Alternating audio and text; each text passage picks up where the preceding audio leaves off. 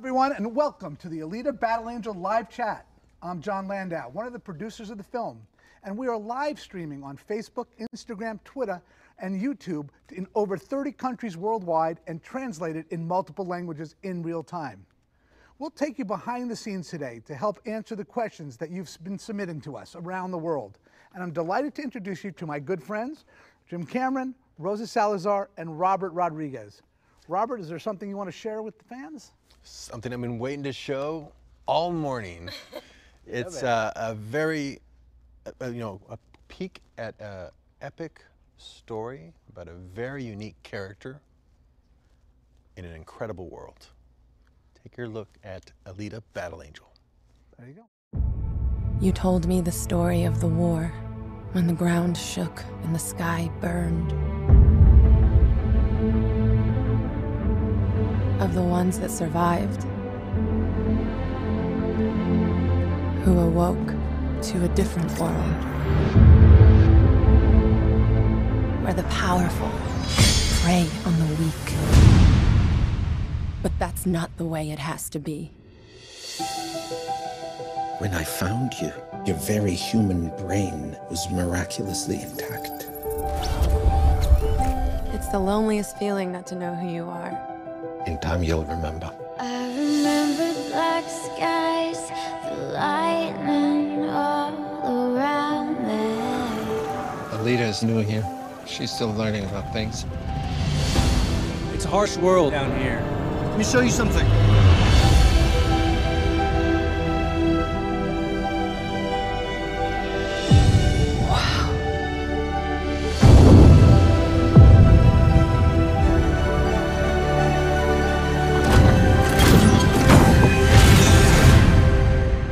This body, I feel a connection to it. I can't explain. You know more about me than you're saying. Alita, some things of it are left forgotten. And I'll find out for myself. Alita, run!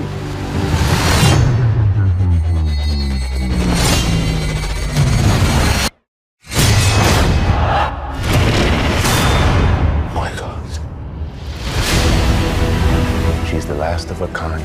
She contains technologies that have been lost for 300 years. She's threatening the natural order of things. Alita, they will come for you. I'll have to face them head on. I'm gonna need you to stand way back. Tonight is not a game. It is a hunt. I need you to destroy her. You just made the biggest mistake of your life.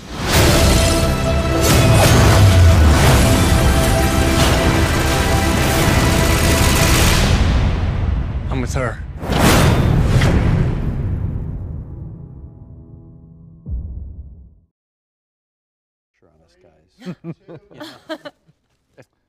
Well, finally, we get to share something with audiences around the world. And Jim, I want to start with you with a question from King Kong Cali in the UK. Okay.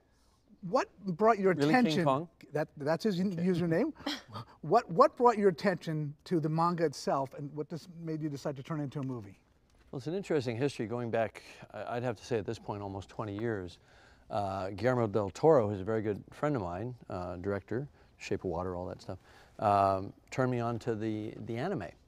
And it was a short anime that had been done from a kind of a mashup of the first couple of books of Alita Battle Angel.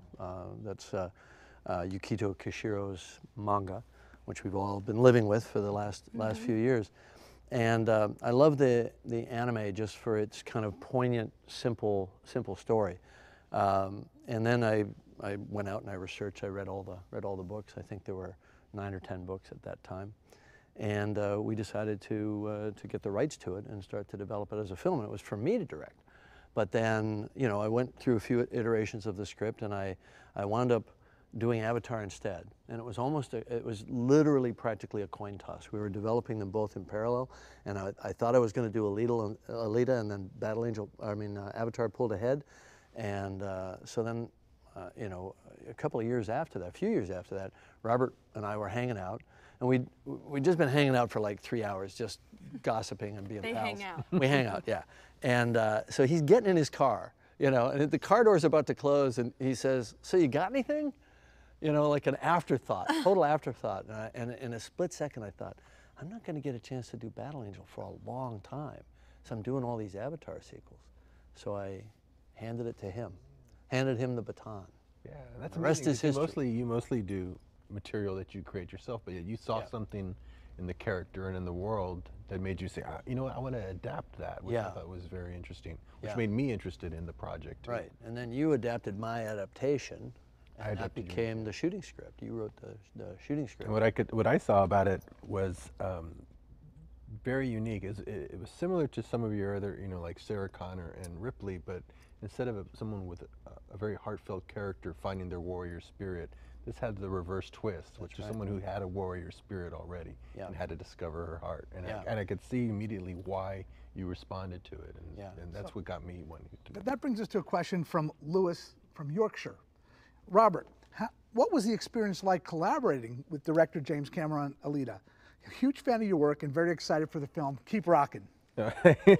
Well, I mean, I described the living hell of our creative process. I went to school, first of all, on Jim's movies. When I was dreaming about making movies, he was already doing it. And I was studying Terminator and The Abyss and Aliens and going to school on all of that. And then I met Jim, and I became friends 20 years ago, over 20 years ago. And we're into 3D and into doing multiple jobs on the set, so we kind of had a kinship in how we like to do things. But I always looked up to him as someone who's very masterful because of the mastery that he had accomplished by always pushing the envelope and very high-tech filmmaking that was always surrounded only a story that was purely about character and heart. So he had something that no one else had, so you try to emulate guys like that.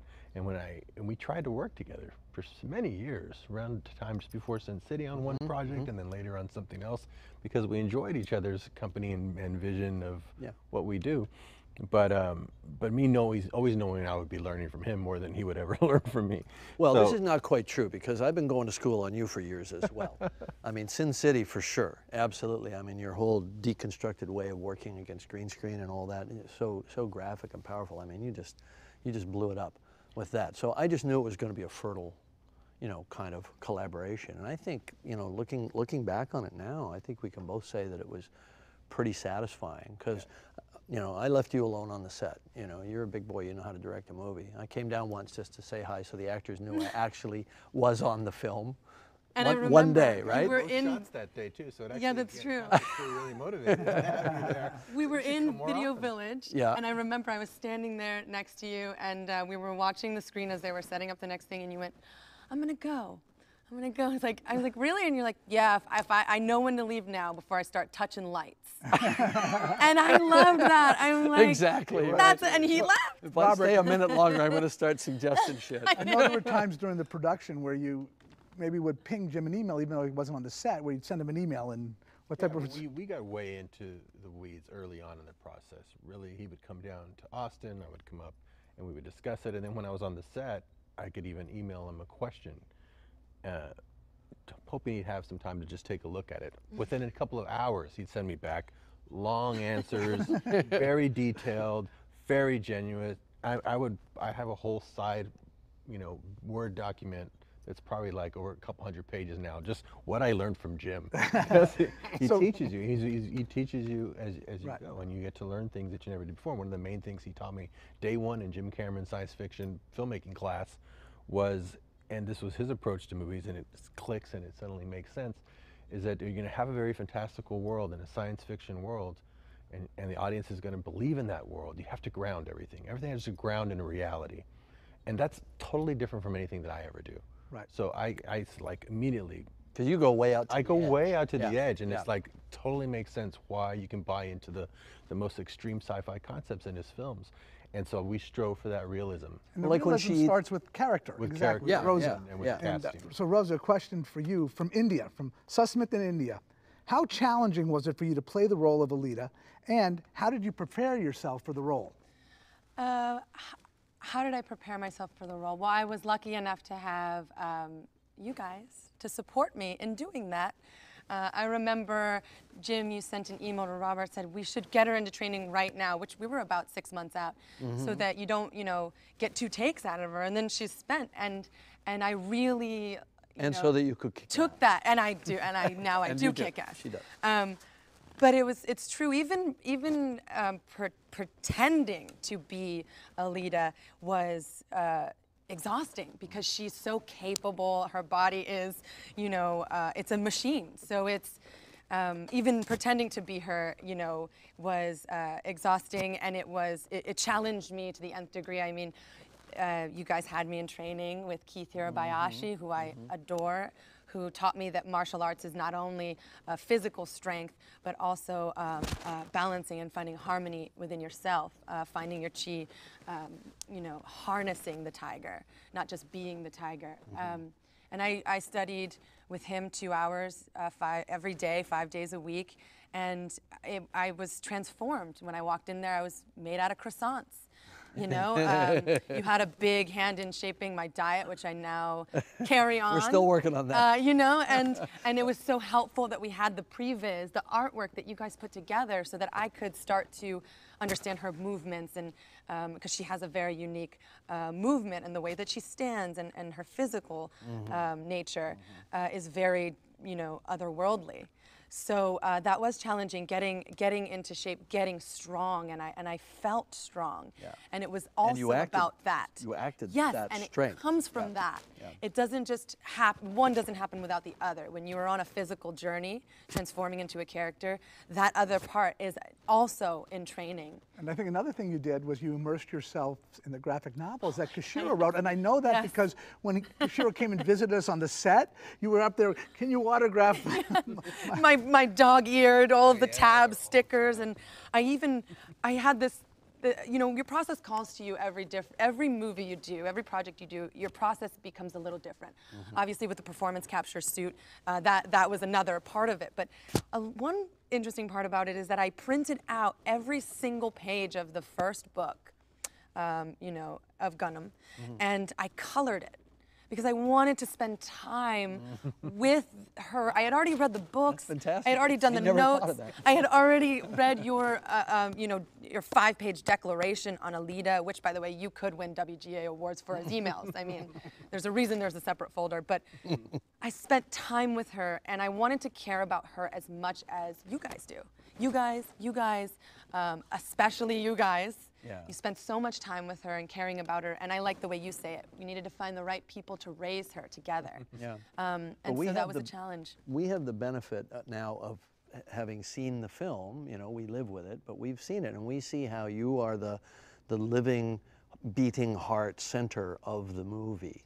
You know, and we knew that very early on, that you were kind of our ace in the hole, that the visual effects would be big and expensive and spectacular and all that, but it all focuses on you. Well, that's what I like about both of you.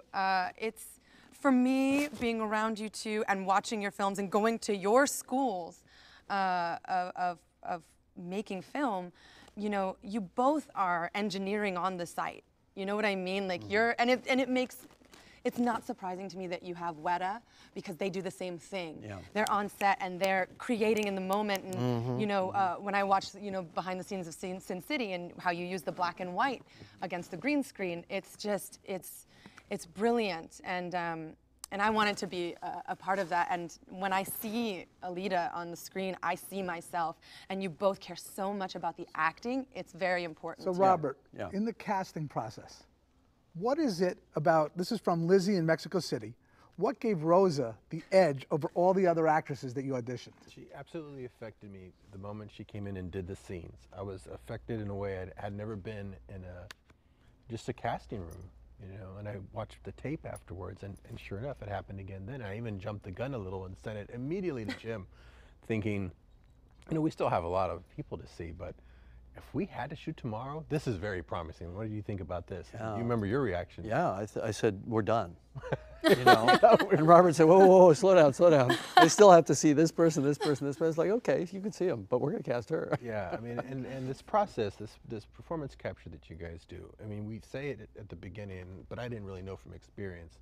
that the performance of the actor is truly It one to one throughout, all the way through. through. It drives it, and so I knew the casting would be important. But now that I've been through the process, you really see every nuance of her performance, down to the sweat on her eye on the set that day, in the character, which helps the technology go away. Because at the end of the day, this has to be about a character that we really believe is there, and that is real as any other character, which is why we shot it very grounded and very real, with real actors on real sets, so that the process doesn't pull you out of the movie. Right. And then you can go with the spectacle that's being presented and the very heartfelt journey that's being presented. Well, when you are up for a role that's completely in performance capture, by the way, I only say performance capture, and I remember in the beginning I would say motion capture, you know, because that's what you hear a lot. Mocap, the buzzword of mocap, and I remember you going, it's performance capture. I'm like, okay, but as I went along the process, I was like, this is performance capture. And when I saw the bits and pieces that were starting to be edited, I was like, she's more human than human. Yeah. When I see her, that's what I feel. I feel it's not jarring in the sense it's like, whoa, like this is a crazy trick, but it's me. And when I first, you know, got the role and I'm like, I'm wondering how much of my performance is going to be there, because as an artist, especially concern, us as artists, we're very protective over our craft. And when I saw it, I was even more impressed, because I was like, it's me. And you even put things on her face that are on my face that I wish weren't on my face. She's so me, and it's amazing when you watch the film how quickly you forget that you can't possibly be real. Yeah. Because your eyes are so big and your face is so heart-shaped, and it's a very stylized look, which comes right from the manga. You're a living manga character. I would say in the first couple minutes, you just forget about it, and you're watching Alita. Alita becomes a person. Yeah, and you're with her. Yeah. You want to be with her. Yeah, and you forget about it. You have to remind yourself that visual effects are involved. So Robert, it's beautiful. From Helmet in Germany, other than Rosa, you have a great cast. Yeah. Tell us about the rest of the cast. Oh my gosh, we got, you know, Christoph Waltz right off the bat, somebody that, you know, I've known through Quentin's movies, but always wanted to work with. And when I started imagining him rereading the script with him in mind, it's like, oh my God, we have to get Christoph. Yeah. He would give all of these, you know, even scenes about technology, so much weight and heart that it would disappear. And you're now just listening to someone who's really passionate about what they do, and who's passionate about raising this daughter in this crazy world, a daughter who has a lot of power. And what do you do with that power, and how do you direct that power and not abuse it? I mean, it's a very timeless story that just ends up being very timely right now. And the father-daughter love story is at least as strong as the boy-girl love story. Yeah. I mean, that was the most powerful for me. I was so close with my father that this was an amazing cathartic experience. You know, I get to relive that relationship, that very special bond. I mean, the rest of the cast, for me, I'm a craft nerd. I love this. I love what I do, and I love the craft. And so to work with so many, I want to say character actors, but all good actors are character actors. I mean, but you have all of these amazing, I was like a kid in a candy store. Mahershala, Jackie Earl Haley, Jennifer Connelly, newcomer Kian Johnson, who just wowed all of us. He's going to steal everybody's hearts. Yeah. Okay, so Hiro from Japan wants to know, what can you tell us about Kian? Kian, come on, is a brilliant, good kisser. Good kisser. Sophia, if you're watching, you know. Kian is so open. Kian is such a kind, curious person. He emanates positivity. He's always looking for the silver lining. He's never down. And working with someone for months and months and months, you know, and you're in the process, and I'm in the suit. You want to have someone on your side that's like that, who's just full of life and buoyant and just wants to, you know, get really good at this, and he is really good at this. He has such raw ability, and he's hot. And like that's the whole thing. Dreamer aspect of it. Yeah, he's a dreamer. He's a photographer. He's a dancer. He's been dancing since he was 9. He's a full-blown artist, but he's also like not cynical at all. which is so hard to find in this town. A young man, because that's Alita. That's the character matches up with the character of Alita. So to find a young man who's that focused and that just sort of pure of heart, yet has a very focused mind. He came from Broadway. I mean, he has a Billy Elliot, hard work, Broadway, discipline, work ethic. I was just amazed by the guy, and I knew that he would really deliver for us. Well, we're on Alita's journey, and so we see everything through her big brown eyes. Right. You know, we see the world through her eyes. We see Hugo through her eyes, and we have to feel. We have to see how she can so quickly fall in love with him. Right. We have to believe in that.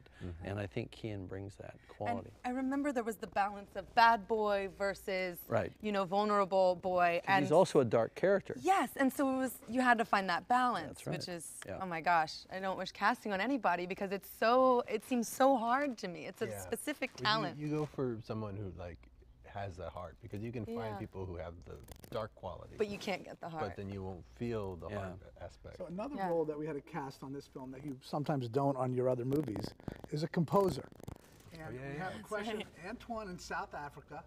What made you decide on Junkie XL to compose the score? Well, I a lot of times compose. I mean, a lot of times compose my own music, but only because I've run out of money by that point. I've always wanted to hire always compose. You always compose your own music. Always this is the first time you worked with a composer, right? Sometimes I've worked with some composers before where they've co-composed stuff with me. But this was Junkie. I heard his score for Fury Road. Yeah. We talked about it after we saw Fury Road. We were both blown away by not just George Miller's work, but the music. Propulsive, action, galloping score. But the heart theme of you know, the Sorrows theme was just so fantastic. And I thought he could bring the motorball aspect of Alita. He can bring the battle and the angel, you know, to this. Yes. So I met with him and we got along great. He's got such a great ear and just knows how to construct music that can just both drive a sequence and yet have you dream about a character and a world. It must be tough for him working with a director who's also a composer yeah. and musician. And I think it's easier because you speak that language too. I mean, and you don't really even need to, you know, you don't have to be a composer to talk to another composer. You're just talking purely about story. Yeah. But you can then talk about what kind of chord structure we're looking at, what kind of musicality we're looking for, what kind of simplicity in its themes are we looking for, so that they can come together. Because you've done the job. You've had to string a movie together and make it feel like a cohesive whole with notes. And but I tend to let him write, and then I just respond. And my response is usually picking my jaw up off the ground. And Alita's theme, when we hear it, when it's so beautiful in the clips we showed, and you hear Alita's theme in this very you know, very profound moment. It's made the hair on my neck stand up. It was so brilliant, and it made me think this is Alita. Yeah, like it really did. So beyond that, though, there's a whole world to Alita, and we have a question from Philippe in France. Jim, could you tell us more about? Bonjour, Philippe. Bonjour. Can you tell us more about the mythology of Alita? Well, Alita is a story that takes place in the future of a future. So our future went along technological progression up to a point, and then it went off a cliff in what's called the Fall, which is an apocalypse that basically devastated the Earth's population, and the survivors kind of collapsed to the one remaining city, the one remaining sky city of Zalem. And so hopefully, if this film makes money, we'll go on and we'll continue the story. And the story plays out across a number of, as Jackie Earle Haley's character says, worlds above worlds above worlds. And so you have the underworld, where his character's from, and then you have the world of Iron City, which is on the ground, and then you've got the world of Zalem, which is the shining city in the sky that everybody wants to get to. So if you thought of it as the movie takes place in Tijuana and you're looking over the border at the skyscrapers of San Diego the entire time, wondering what's there in the promised land. That's what this film is about. That's what Hugo's dream is, to go to Zalem. Then above Zalem, there are other worlds above that as well, which we won't discuss until we get I down mean, the line. If we're so lucky as to make another one. Such an expansive universe that they could go on. It's a big universe. Yeah. Almost as much as the Avatars. Yeah, actually, maybe bigger in a way, because it's really an interplanetary story. That's right. Ultimately, and that's what I love about Jimmy. He said, "Did I ever tell you about this other trilogy I came up with for the other planet?" He goes, "Hey, we can go real deep on this." Yeah, we can. Wow. Yeah, it just kind of opens up in kind of fractal detail. If you've ever read the books, right? you're like, it goes on. You can't explain what happens in last order. It's like, nanobots, she's a butterfly, just chill. You don't know. You don't know. You don't know. It's just cool and beautiful. Yes, yes. I mean, the thing about the books is that they're fresh, they're imaginative, they're cutting edge, they're beautiful, they're horrifying. Yeah, oh God, I mean, they're terrifying. You know, we can't go quite as far down that path in a PG-13 film as Kishiro goes. Yeah. You know, but we can allude to it. Yeah. But one of the great things too, one of my big thrills was when Kishiro came to visit the set. Yeah. And you know, he's a man of very few spoken words, incredible on the written page. And to see the smile on his face when he walked into Iron City, the world that he created, and how you guys in the designs held true to that on the page. And he did a wonderful message, Jim, that Robert Rose and I shared at Comic-Con on Friday, where he talked about how thrilled he was with everything he's seen. And I think to see his character brought to life, right. You know. No one ever shows up on a set justice. at a good time, right? You know, when people visit the set, it's always like a close-up of a teacup or something. He showed up right when there's a moment in the trailer that we just saw where she gets angry with Ito and smashes the table. He was there right when we shot that, so I was like, what the? And it's a frame from the book. You could actually find that. Yes, I know. I colored it. Yeah. And when he walked in, I remember I ran right up to him and I wrapped my arms around his neck, and he was like, Alita. He was like, this is her, because that's her. She's just like, hi. Yeah. You know, she's this, but she's also this, but she's also this. Well, see, this is the arc that you had to create, because as she recovers a sense of who she was and she gathers information about who she used to be, she goes from this carefree, very young, very open, curious, and loving spirit to something quite a bit darker. And she has to wrestle with that. She has to wrestle with the demon of her past. And I think that's what's amazing about the journey. And it also, the father-daughter love story, it's also very much, I think, about female empowerment and the difficulty of a father letting go of a daughter and letting her be who she is going to be, regardless of what that is. It has to be her vision of her life. And she's going to be who she wants to be, who she's meant to be. I mean, you don't get to play those roles all the time as a woman, and it was such a, I mean, but it's as universal to all people. I mean, we all feel insignificant. We can all feel like, you know, we don't have the ability to change anything. We can all feel powerless. But I think what's beautiful about this story is that she goes on this journey and she discovers that she does have, and I think that that's the theme, you know, like we all have that ability. When we dig deep and we search within, we all have the ability to change our circumstances and possibly the circumstances for a large group of people. Right. So, see, not only does she discover her power, which is vast, but she discovers her morality and her humanity, and her humility as well. And her heart. Yeah. So, and her heart's so beautiful. It's just like, She even shows it to us. Yeah, she said, here it is. And that's, you know, that's very me. And so for you guys to pick up on that just from the room was I am very much. So in terms of playing this character, fan site from Brazil wants to know. Brazil! What was the hardest scene in the film for you to do? I mean, they were all brilliant. And even if they were challenging, I was pinching myself the whole time. We always joke, we're not going to have anything left to pinch. I know, it's like for 3 years. It's all red right there. I guess the hardest scene for me, there were two. One is emotional, one is physical. You know, I'm not Alita. I am Alita, but in my real life, you know, I'm not as, how could you possibly as strong Nobody as could be her? strong You as know, her. no one can be. That's kind of the point. But there's a moment, this is the physical moment where she's, you know, she has to carry a whole body. And we had a full replica of that body. And Alita goes from a lot of down positions to straight up positions. And you know, I got my squats in on that one. And I pick up a whole body and I'm like, oh my God, I'm picking up this whole body. We'll just do a clip. You know, we'll do the Yeah. Alita Buns of Steel workout. That's right. Down, pick up the body, up, pick up the body, down. But the scene where she leaves in the fit of teenage rage. Yeah. I mean. Fine. You know, the thing about my part of the job is that I feel everything.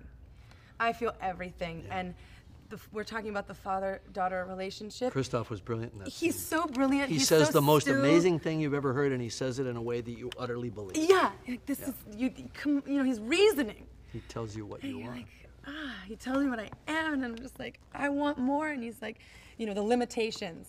And what we're talking about, becoming yourself and fighting to become yourself. But it's with your father, you know, that relationship is very beautiful when it's beautiful. Yeah. But when you're at odds, there's no one who can, there's nothing more devastating than that. He's trying to hold you back. Yeah, and all you want to do is charge forward. That's right. So you talk about I cried a lot that day. You talk about teenage rage. That is such a relatable characteristic for everybody. Oh, not for me, but yeah. No, I'm just kidding. Talk maybe, Jim and Robert, about the relatability of Alita's character, because you know, I think that's what I loved about when I first read Jim's script. I was like, I identify with everyone in this script. I identify with not just Christoph, Christoph's character having a daughter, because I have a daughter the same age, but also the Hugo character, and I identify with Alita, somebody who comes from, you know, some place where they feel like they're insignificant, or this place, I didn't come from the best place, and what can I possibly contribute to the world? And they find their true significance through that. That's a journey everybody can hear. That's a story you should hear today. And so I just found it very relatable, and what Jim made sense, make it grounded, make it believable. We're gonna have so much flights of fancy throughout the movie. No one will buy it if it's not believable. So through the casting, to the way it's written, through the way the drama plays out, you've got to believe that you're there, and then you'll believe everything, and stick with the story. And which doesn't sound unique, but it is unique when people very think unique. that way. I mean, when you gave me a 180-page draft that I had to squeeze down, that was what drove it. That's where the pinpoint. That's what I gave you a novel. You gave me a script. Jim, not only did you give him a novel, but you gave him, I think, like, how many pages? 600. Only some of the notes. 600 pages. I edited it down from 1,200 to 600. I didn't want to overwhelm him. Just so I could find. No, it's a world. And everything said the same thing. It all pointed towards the story and the characters and the relatability of it, which is essential in science fiction. Now that I've been to the Jim Cameron Science Fiction Film School, that's really makes sense. I wrote up a manual for how to, for like, you know, how to be a cyborg. How to be a cyborg. Like, because one day, you know, you woke up in a machine body. Right. And it's like, all right, well, how does this work? Everything from how her body works, what her body is made of, how she feels, how she might feel, and to quotes, to a little backstory. I mean, I said, does Jim have any notes? I got a 5-page, I call it the 5-page Declaration of Alita. And it was immensely helpful to know what I am. Right. You told me what I am. You're my Ito. When you think about Jim's movies, that's what he does in everything. You know, everything is relatable. Everything, no matter how out there the idea is, he finds a way to make it relatable, and that's where I think others can get lost in the technical You got that, because you're cutting down 180 pages down to 129 pages, but you kept her eating a piece of chocolate and falling in love with chocolate. Right. You kept her eating an orange for the first time and not knowing to take the peel off and getting a look on her face. It told you so much in that one moment. She's never seen an orange. She doesn't know what it's called. Everything is new. Right? And she doesn't know to take the peel off. And even though she has a machine body, she has taste receptors, so that when she bites through the orange from the outside, this is I'm not giving away a big spoiler here, this is in like minute 2.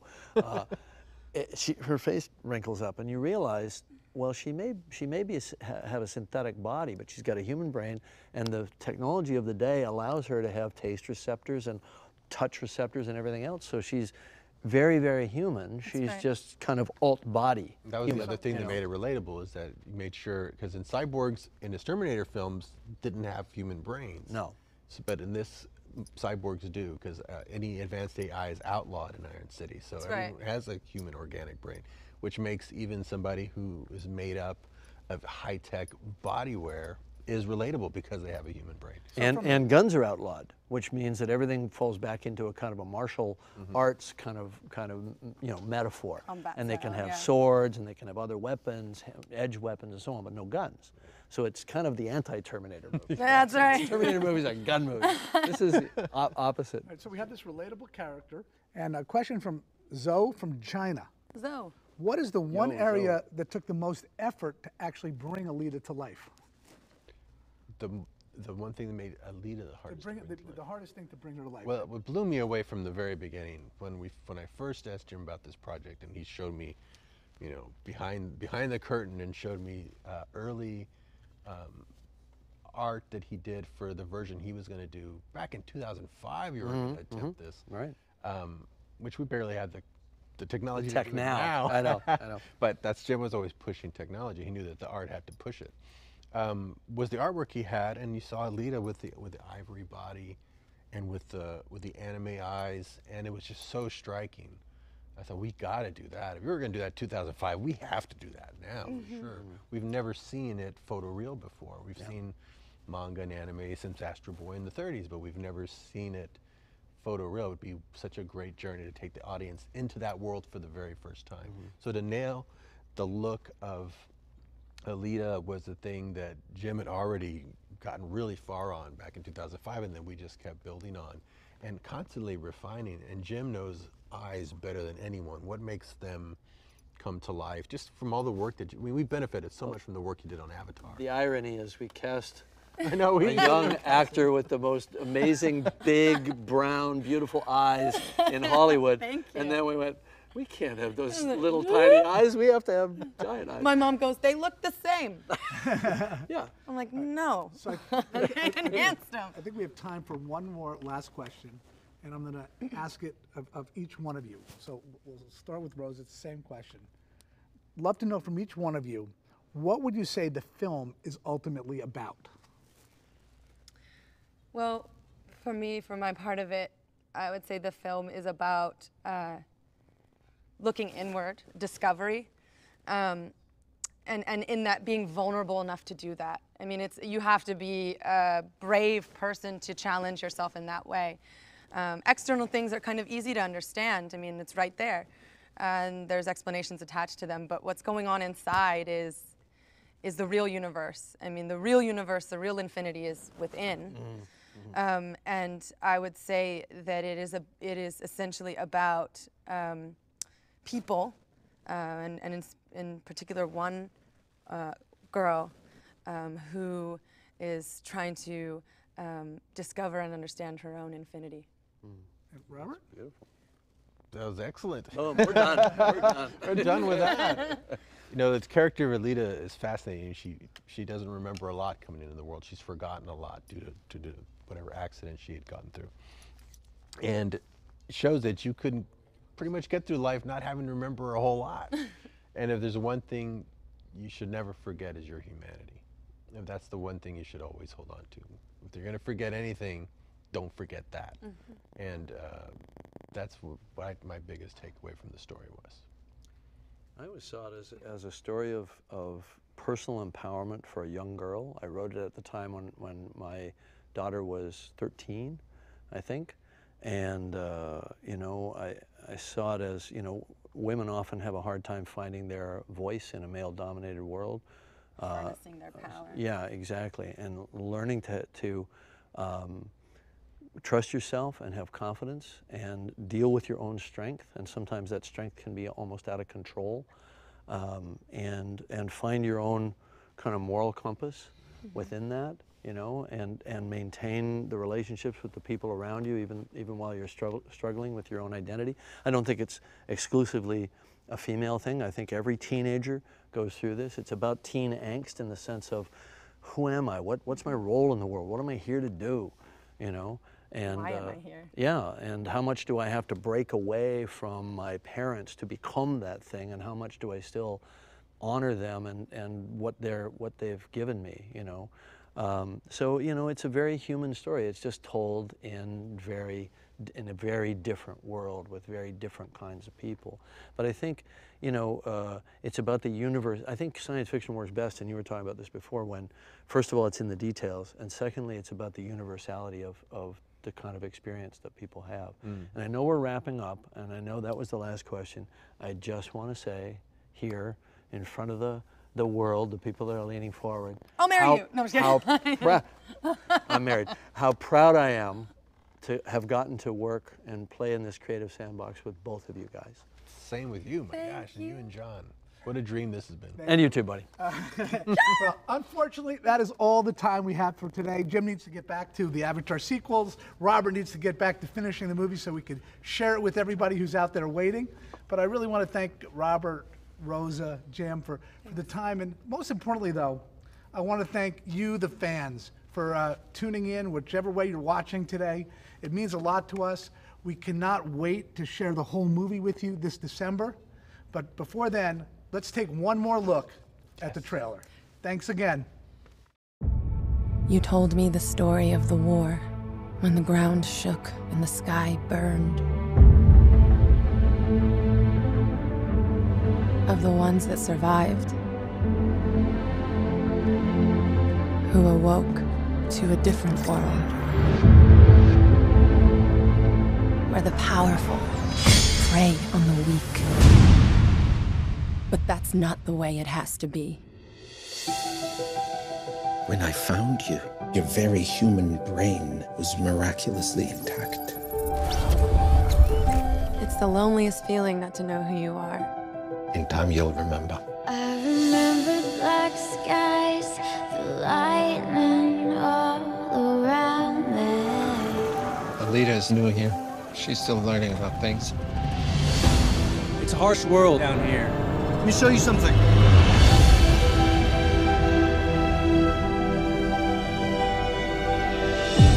Wow.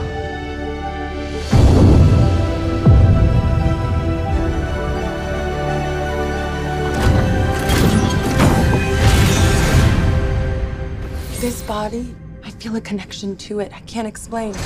You know more about me than you're saying. Alita, some things are better left forgotten. And I'll find out for myself. Alita, run!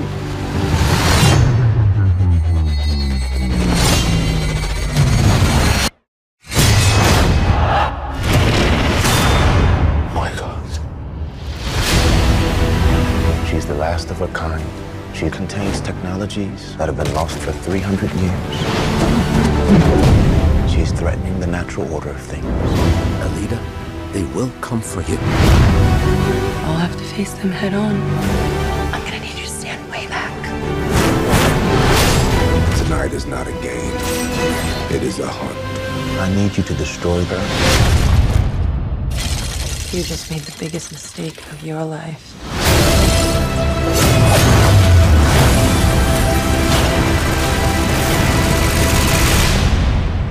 I'm with her.